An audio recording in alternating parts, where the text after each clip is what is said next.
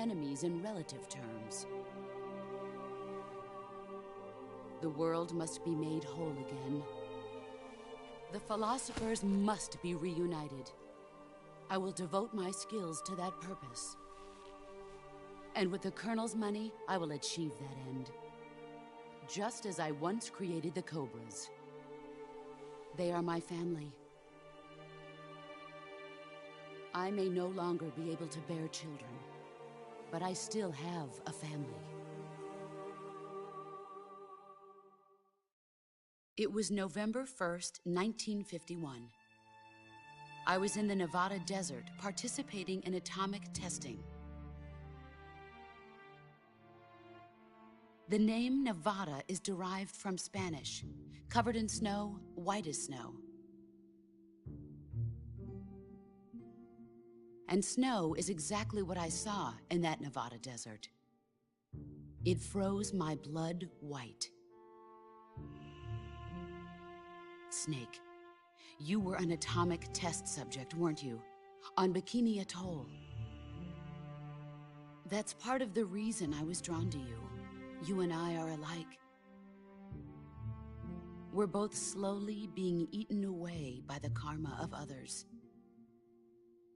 We'll never have the chance to die peacefully of old age. We have no tomorrow. But we can still have hope for the future. In 1960, I saw a vision of the ideal future from space. 3 years earlier, the Soviet Union had succeeded in launching Sputnik, the first man-made satellite in history, into orbit. This came as a huge shock to the United States. In response, America threw everything it had into its own manned spaceflight project, the Mercury program. Even as the Soviets seemed poised to send their first man into space, America was still experimenting with chimpanzees and rockets. The government wanted human data. So they secretly decided to send a human being into space. I was the one they chose. At the time, they didn't have the technology to block out cosmic rays, and whoever they sent up would inevitably be exposed to heavy radiation. That's why they chose me. After all, I'd already been irradiated once. Of course, you won't find any of this in the history books. I could see the planet as it appeared from space. That's when it finally hit me. Space exploration is nothing but another game in the power struggle between the US and the USSR. Politics, economics, the arms race, they're all just arenas for meaningless competition. I'm sure you can see that, but the Earth itself has no boundaries. No East, no West, no Cold War. And the irony of it is, the United States and the Soviet Union are spending billions on their space programs and the missile race, only to arrive at the same conclusion. In the 21st century, everyone will be able to see that we are all just inhabitants of a little celestial body called Earth. A world without communism or capitalism, that is the world I wanted to see. But reality continued to betray me. In 1961, I was sent to Cuba, to Bahia de Cochinos. It was part of a CIA-sponsored invasion under the guise of taking Cuban exiles back to their country. But the US government betrayed them. Our weak-kneed president held back their air support. Defenseless, the exiles were annihilated by the Cuban army. All I could do was watch in silence. I was set up by the very country I'd sacrificed so much for, by the very government I dedicated my life to defending. I was driven from the surface world, and I went underground. Then, 2 years ago, I faced the Sorrow, my old comrade in battle.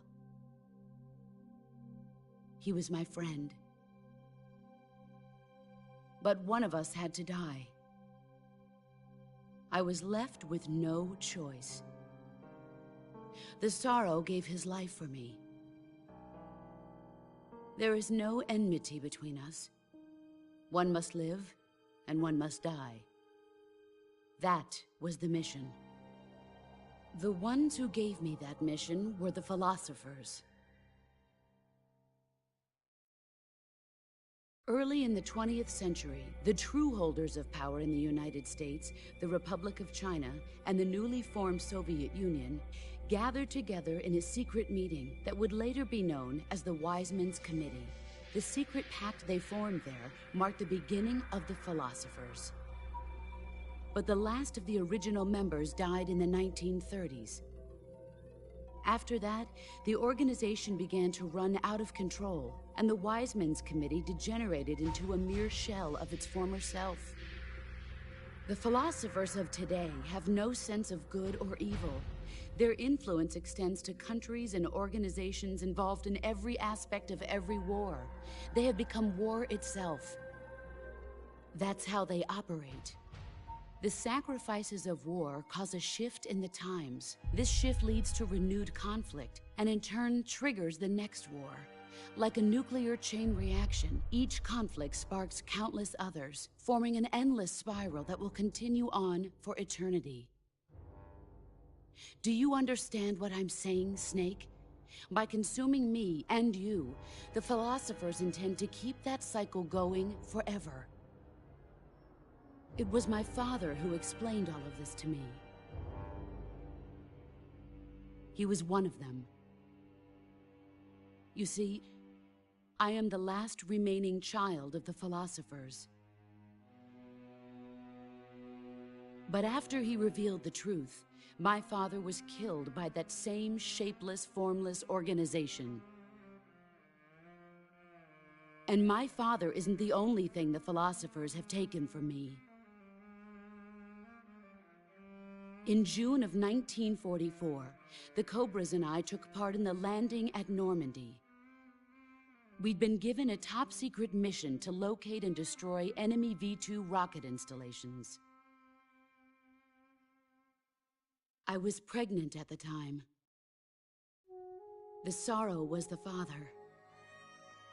I gave birth on the field of battle. A beautiful baby boy. But my child was snatched away from me by the philosophers.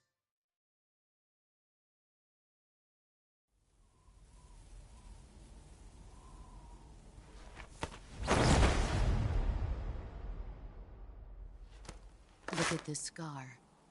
This is proof that I was once a mother. I gave up my body and my child for my country. There is nothing left inside me now. Nothing at all. No hatred, not even regret. And yet sometimes at night, I can still feel the pain creeping up inside me, slithering through my body like a snake.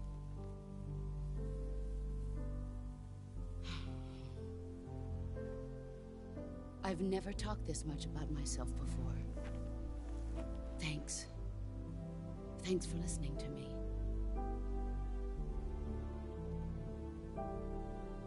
I feel content. Snake? Commence the operation. I raised you. I loved you. I've given you weapons, taught you techniques, endowed you with knowledge. There is nothing more for me to give you. All that's left for you to take is my life, by your own hand. One must die, and one must live. No victory, no defeat. The survivor will carry on the fight. It is our destiny.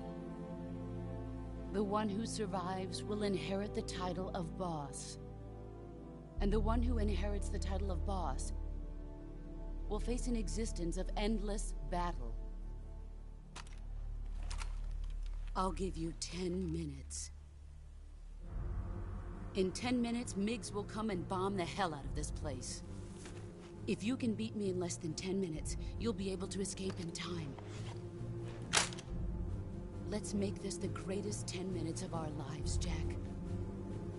Boss. You're a soldier. Finish your mission. Prove your loyalty.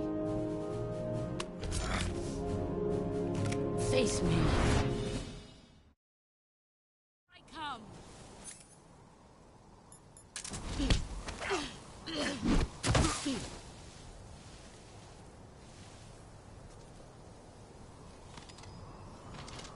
Nice try.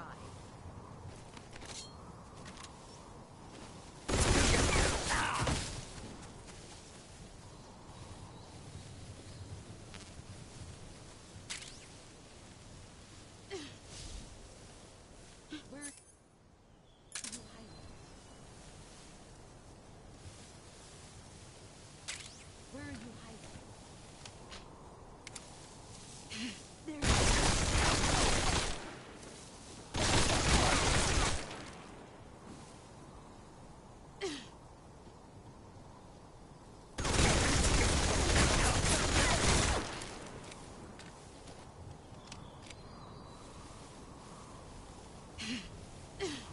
Get ready.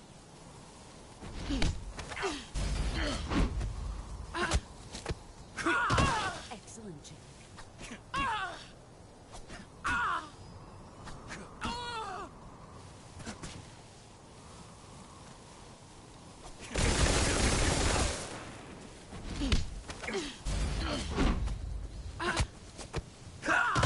You're better than I remember.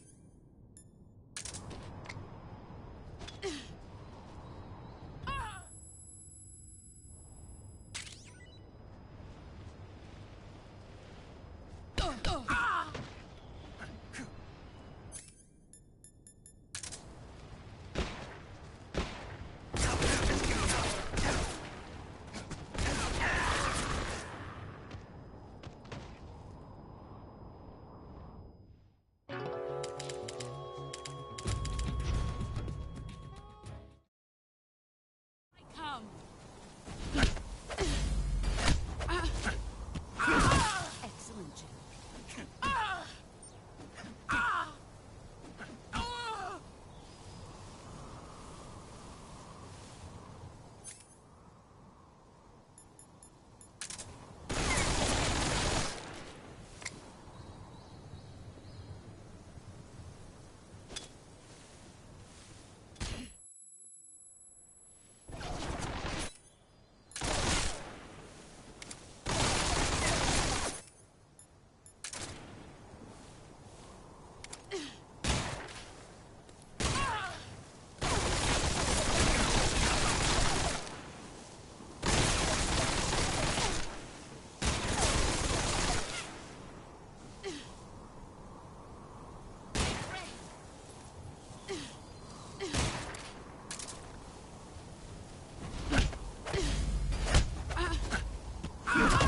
You're better than I remember.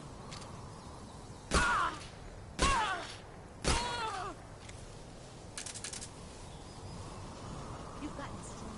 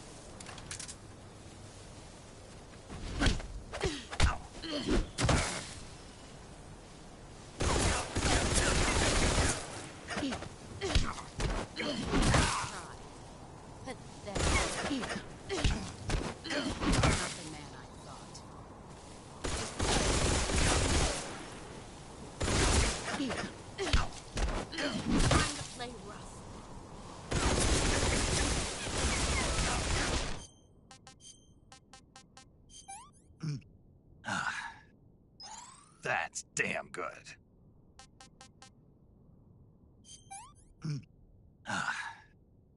I'm full.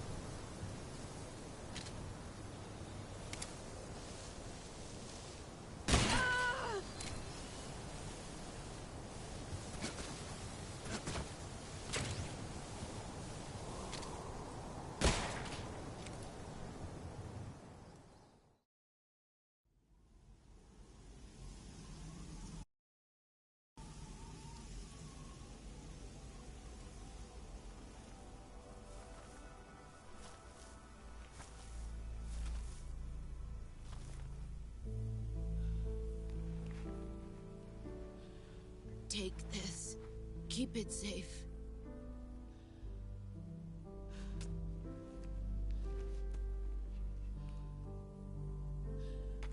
It's our only hope.